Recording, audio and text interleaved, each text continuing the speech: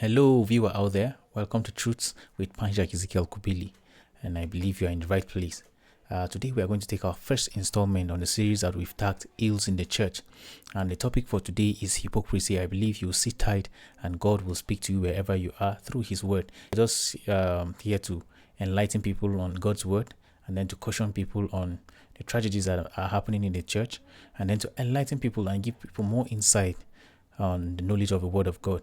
And I believe as we continue together, God will help us. So sit tight and enjoy God's moment. Let's dive into it now.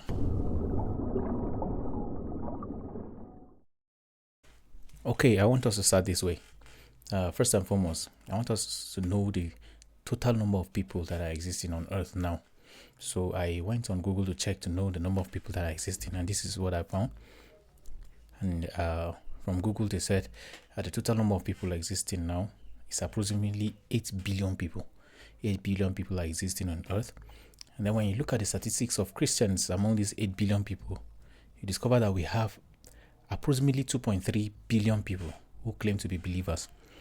Approximately 2.3 billion. So when you look at these statistics, it's a very great number. Very great number. And then I was amazed. If we can look backwards to see what has happened during the time of the apostles, when the church was established, we'll discover that there were few, but they made a lot of impact. But looking at what is happening now, with this total number 2.3 billion, I can't see that impact much on earth like it was during their time. So what happened?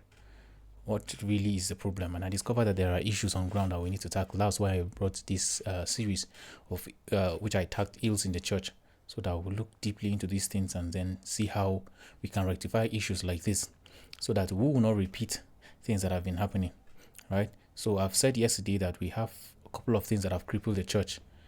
And then when we don't look and address these things now, we'll have issues in the nearest future. So one of the things that I said we're going to look at is hypocrisy in itself.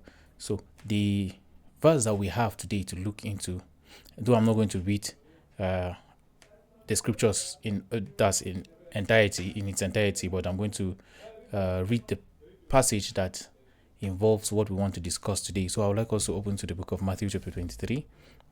Matthew 23. I'll be using New King James Version for this. Matthew 23. We'll begin our reading from verses 25. And then it reads, it says, "Woe to you, scribes and Pharisees, hypocrites, for you cleanse the outside of the cup and dish, but inside they are full of extortion and self-indulgence." So verse 26 says, "Blind Pharisee, first cleanse the inside of the cup and the dish, that the outside of them may be clean also." So read verse 27. Verse 27, it says, "Woe to you, scribes and Pharisees, hypocrites, for you are like whitewashed tombs, which indeed appear beautiful outwardly, but inside are full of dead men's bones and all uncleanliness."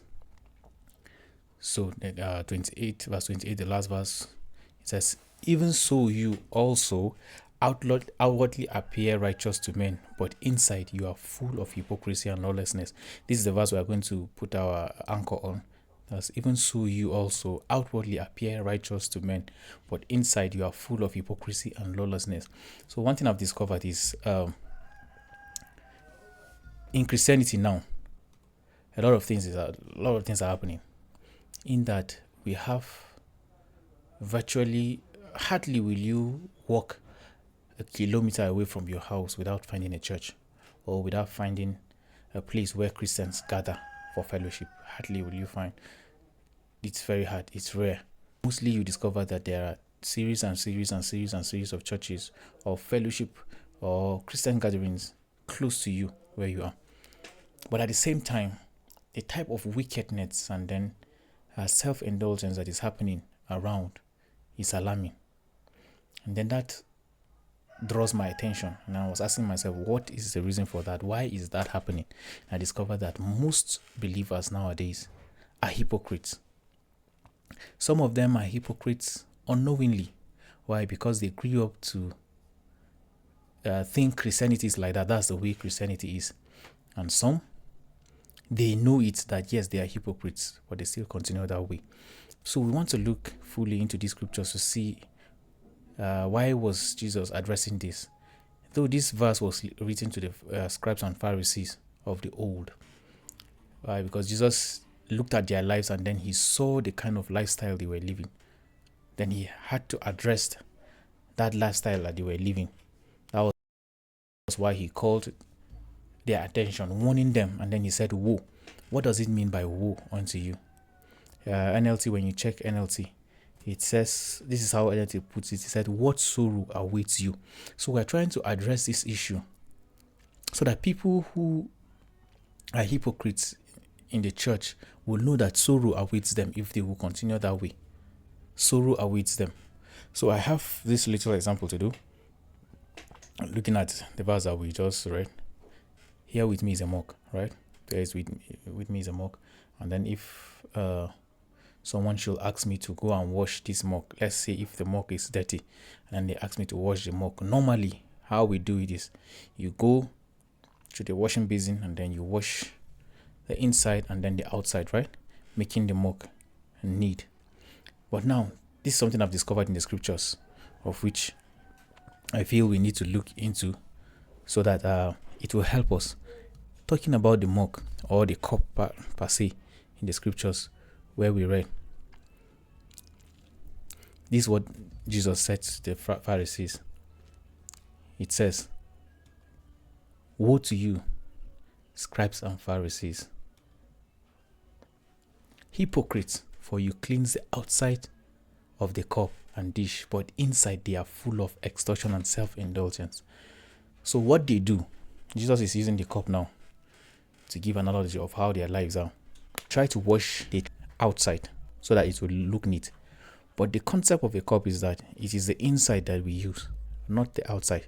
Though the outside attracts you more, because if the outside is dirty, if clean water should be given to you inside the mug, there's the high tendency that you'll not drink, because the outside too attracts you to drink the water. But now, looking at this analogy, Jesus uses the mug to tell the Pharisees how their lives were. And that's the same thing that is happening to believers nowadays. We tend to cleanse the outside. But this is how Christianity is. Christianity is the other way around. Instead of us washing the inside and then the outside to make the cup clean, this is what Jesus said, that they should wash the inside. And when the inside is neat, the outside will be clean automatically. What does that mean? That means that if you wash your heart, if you wash what is coming into your heart, if you cleanse your heart and then your heart is right with God, then everything around you will be clean. Hope you understand. Your way of life will be clean. Your manner of approach to people will be clean, will be righteous. Your manner of approach to God will be righteous. But when you try to cleanse that which is outside, you try to make that which is outside clean, what is inside will not be clean. Hope you understand. So you'll be missing the basic thing. The right thing to do is to wash what is inside, and then what is outside will be clean too. So sometimes I see preachers trying to attack what is outside. They try to look at believers who dress indecently and then they try to shout on them to tell them, dress well, or try to appear good before people, or your manner of approach to people is bad, your character is bad. And then I just look at them because it's evidence that they are trying to attack what is outside, forgetting that there is something inside. But when we attack what is inside and then we correct that which is inside, what is outside becomes automatically clean. So that is where Jesus was targeting. In the Old Testament, during the times of the Pharisees and the Sadducees, this is what they believe in. They believe in outward appearance. They believe in outward righteousness. Because even the law was towards correcting the outward appearance. It has nothing to do with the inward appearance. And then look at what we found out in the scriptures when Jesus said, they wash the cups, the dish, but the inside, it's filthy, full of greed and self-indulgence. Full of greed and self-indulgence. So when you look at it, Jesus was addressing what was inside. Greed was never addressed in the Old Testament.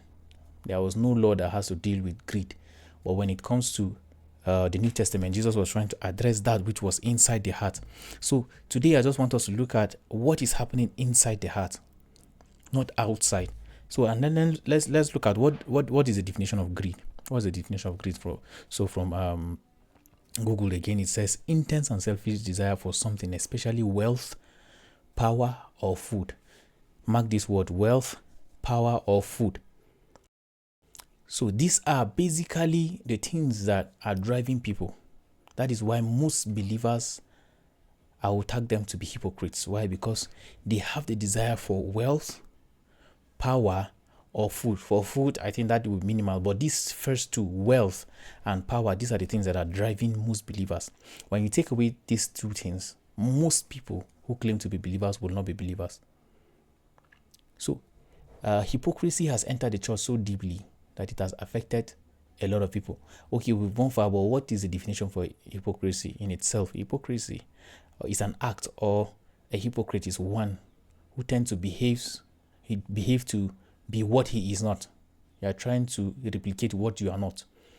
So most believers, I see them as people who try to show themselves to be believers of which they are not. When you draw close to them, you discover that these people are filthy.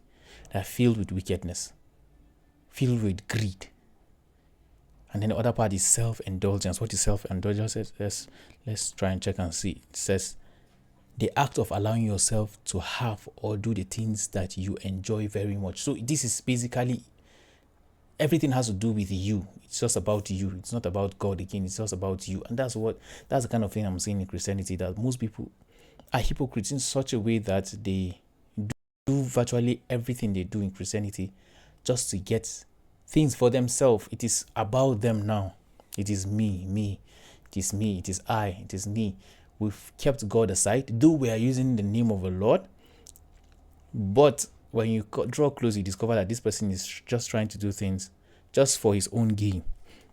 So that is what we will see about a hypocrite.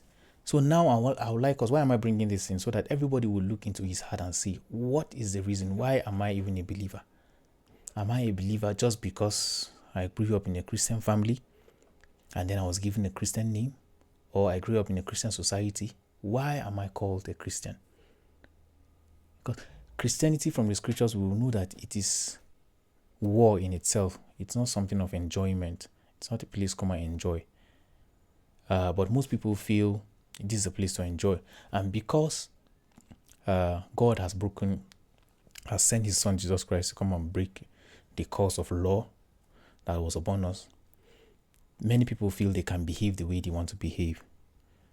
And then in so doing, we allow our inside to be dirty while we try to decorate the outside.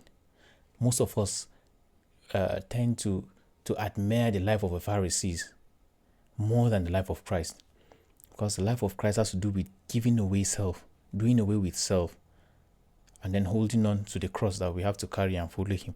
But most of us are trying to be like the Pharisees. And what are some of the ways? I've seen a lot of ways in which people tend to be like the Pharisees. When we read further, we discover how they behave. Some of the way they behave is that they in such a way that everyone will see them. Everyone will notice that, yes, these people are prayer warriors. These are some of the things that are happening in the church. I will not shy away from that, because these are ills happening in the church. And then I will look at you in the face and say you are a hypocrite, because if all you can do is to come and pray so that people will know that you are a prayer warrior, then you are a hypocrite. You are behaving just like the Pharisees. They walk around praying in open places so that people will see. Though now we don't have open places like them, but one of the open places that we have that people have misused just in the name of sharing the gospel is social media. People will come out to show people how they pray. People will come out to tell people how they fast. I wish a time will come when believers would like to pray and then fast, and then we'll go back to our closet and close ourselves, and then to pray and then seek the face of the Lord in one heart, in unity, not coming out to announce everything, announcing our prayers, announcing our fasting. Why are we doing that? Though sometimes it looks good, it looks as though we are doing the right thing, but it is wrong. Why? Because we are trying to show off what we are doing. We are praying to someone who is secret. So what is the essence of you trying to announce something that you are doing to someone who is in secret? So another part is, again, is you one of the attributes you see of a hypocrite is that he loves to attend Christian gatherings. Some people love to attend Christian. I'm not saying attending Christian gatherings are wrong. Attending Christian gatherings are important. But one thing I've discovered with most of these people I've met, of which I've seen them as hypocrites, is that they love those type of gatherings. They are always available. Some of them are always available to do God's work. But when you look keenly and when you come closely, you discover that this person has not met God. This person's heart is still dirty. This person's heart has nothing to do with God. It's just the appearance. But the power therein, he has nothing to do with that. He doesn't have the power over sin. He doesn't have the power over ungodliness. He doesn't have the power over lawlessness. Lawlessness is just part of the person. But when gathering in churches, the person is number one. And then you see sometimes most of them even love to give. We love to give. We love to give. With time, I will come and talk about giving the proper way. But these are some of the things that I've observed in the church, of which has become something that has crippled the church, of which I will crave our indulgence as believers to look back again and trace our steps. Let's trace the old path that Christ has laid for us and then follow. And then with that, I believe that God alone will be glorified. So that we will not fall part and parcel of those people that are hypocrites, thinking we are believers. Brother, look into your heart. Sister, look into your heart and see, are you really a believer? Or you are a hypocrite? Are you behaving like the Pharisees, or you are behaving like Christ or the apostles? So I believe this little word that God has brought to our table today will be something that we'll sit and dine with it and then run with it, so that at the tail end we will not be running as hypocrites, but we'll be running as believers, genuine believers who know the reason why they are following Christ, who know the reason why they are running this race that they are running, so that it won't be that at the end God will look at you and say, away from me, you wicked servant. So this is just like a warning. I've seen these ills in the church and I need to address them, so that we will not fall part and parcel of those people who have taken upon themselves to be hypocrites. So I believe this little that God has given to us today will be of much impact in our lives. Please, I would like you to share to other people too, so that it will reach to the hearts of people, so that those who are falling victim will trace their paths back. And I believe God will help us. So thank you very much for staying to the end. May God bless you. Till we meet next time. Bye.